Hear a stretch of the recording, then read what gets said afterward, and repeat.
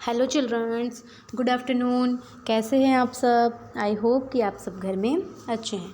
सो children's, हमने class 3 का व्याकरण बोध हिंदी ग्रामर स्टार्ट कर दिया था एंड हमने इसमें से जो चैप्टर है चैप्टर 1 स्टार्ट किया था। और चैप्टर 1 में भी क्या था? भाषा और लिपि। भाषा और लिपि था, यही है हमारे चैप्टर का नेम ना। तो हमने अपने चैप्टर में क्या क्या देख लिया था कि भाषा क्या है और भाषा के टाइप्स देखे थे। तो हमने कल देखा था कि भाषा के टाइप्स देखे थे कि लिखित भाषा, मौखिक भाषा और सांकेतिक भाषा। फिर हमने कल देखा था लिपि। फिर लिपि क्या होती है कि हम जो भी भाषा लिखते हैं, जो भी लैंग्वेज लिखते हैं या बोलते हैं, तो उन्हें लिखने के लिए, बोलने के लिए जो चिन्ह होते हैं जो और वो विशेष होते हैं ना, वो परमानेंट होते हैं। तो उनको लिखने के लिए हम उनको लिखते हैं तो उसे एक व्यवस्थित रूप होता है, उनका एक व्यवस्थित रूप होता है, उसी को हम लिपि कहते हैं। और मैंने आपको बताया था कि मैं अभी आपको कल की बातें रिवाइज करा रही हूँ ना, अभी आपको पढ़ा नहीं रही हूँ, मैं आपको कल की बातें रिवाइज करा रही हूँ। तो मैंने कल आपको क्या बताया था कि हमारे जो दुनिया में हम वर्ल्ड में बहुत सारे लैंग्वेज बोलते हैं और सभी लैंग्वेज की जो लिपि होती है, जो स्क्रिप्ट होती है ना, वो सभी लैंग्वेज की अलग अलग होती है, अलग अलग होती है। ओके। और हर लिपि की जो चिन्ह होती है ना, वो भी अलग अलग होती है। और जैसे कि मैंने बताया था कि आपको हिंदी और संस्कृत होती है। हिंदी और संस्कृत जो होती है वो देवनागरी लिपि में लिखी जाती है। उर्दू की लैंग्वेज की होती है, लिपि होती है फ़ारसी। और अंग्रेजी लैंग्वेज की लिपि होती है रोमन। और पंजाबी लैंग्वेज की लिपि होती है गुरमुखी।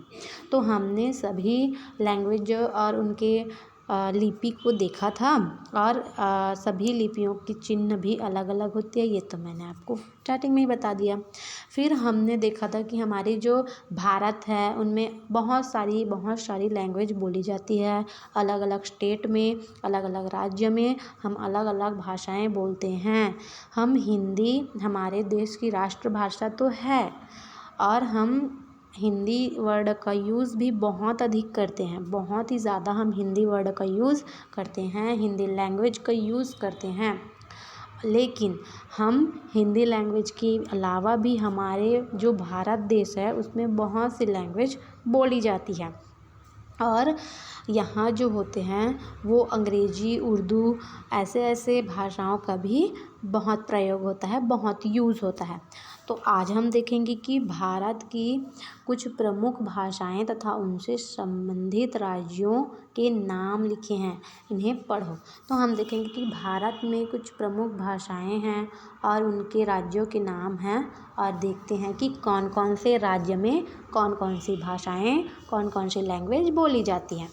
तो सबसे पहले दे दिया है ये जो भाषा है, ये सारे लैंग्वेज हैं ना, ये सारे लैंग्वेज हैं और ये सारे स्टेट हैं जहाँ पे बताया गया है कि यहाँ पे ऐसा ऐसा लैंग्वेज बोला जाता है। ये स्टेट है ना, ये हमारा हो गया स्टेट और ये हो गई ये हो गया हमारा भाषा। तो चलिए देखते हैं हम हिंदी भाषा का यूज़ कहाँ कहाँ और किस राज्य में, किस स्टेट में करते हैं। तो हिंदी भाषा का यूज़ कहाँ होता है?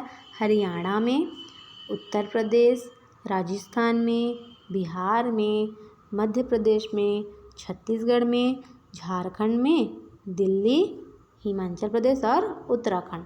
तो ये जो हिंदी लैंग्वेज है वो देखिए कितने सारे लैंग्वेज में यूज़ किया जा रहा है। हमारी जो हिंदी लैंग्वेज है, हिंदी भाषा है, उसे हम चलिए काउंट करते हैं।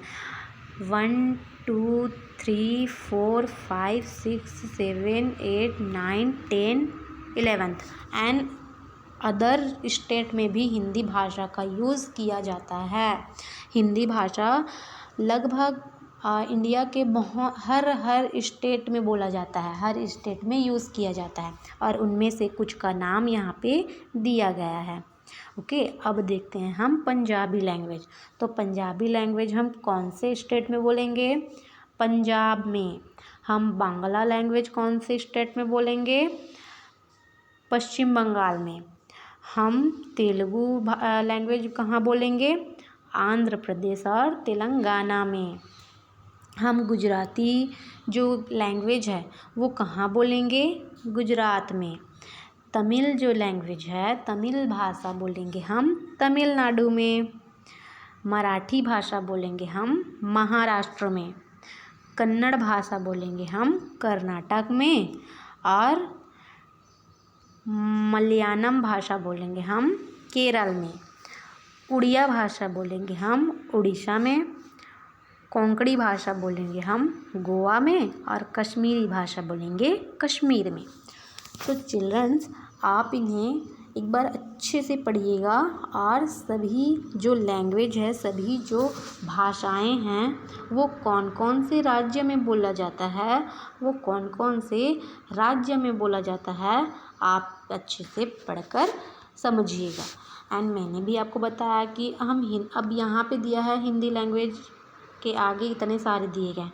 तो हिंदी जो लैंग्वेज है वो इधर भी बोले जाते हैं, लेकिन सभी को तो नहीं लिख सकते ना, लेकिन कुछ स्टेट को, कुछ राज्य को यहाँ पे दिया गया है। वैसे तो हिंदी जो लैंग्वेज है वो इंडिया में, मतलब इंडिया में सभी जगह पर बोली जाती है। तो अब हम देख लेते हैं अपना नीचे। अब हम देखेंगे अपना व्याकरण। तो व्याकरण क्या होती है, ग्रामर क्या होती है, मैं आपको ये थोड़ी सी बता देती हूँ कि सिंपल सा लैंग्वेज में व्याकरण। जब हम लैंग्वेज को बोलते हैं या फिर हम लैंग्वेज लिखते हैं, कोई भी भाषा बोलते हैं, कोई भी भाषा लिखते हैं, तो उन्हें शुद्ध तरीके से लिखने के लिए हम व्याकरण का यूज़ करते हैं। ओके, तो चलिए एक बार हम इसे रीड कर लेते हैं। तो जिस प्रकार सड़क पर चलने के लिए कुछ नियम होते हैं, लेकिन यदि उन नियमों का पालन न किया जाए तो दुर्घटना हो जाती है, वैसे ही भाषा को सही ढंग से लिखने बोलने के लिए कुछ नियम होते हैं। यदि इन नियमों का पालन न किया जाए तो अर्थ का अनर्थ हो जाता है। इट मीन्स यहाँ पे बोला क्या गया है कि जैसे हम लोग सड़क पे जाते हैं तो हम अपने साइड पे जाते हैं, हम अपने साइड पे आते हैं, और हम दूसरे साइड पे तो नहीं चलते ना, हम अपनी ही साइड पर जाते हैं और अपनी ही साइड पर आते हैं।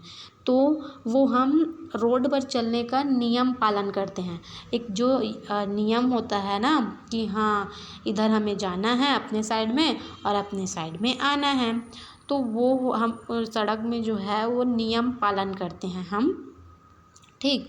और अगर हम नियम का पालन नहीं करेंगे तो क्या हो जाता है? दुर्घटना हो जाती है। तो उसमें गलती हमारी ही होगी ना, तो इसीलिए हमें अपने नियमों का पालन करना चाहिए।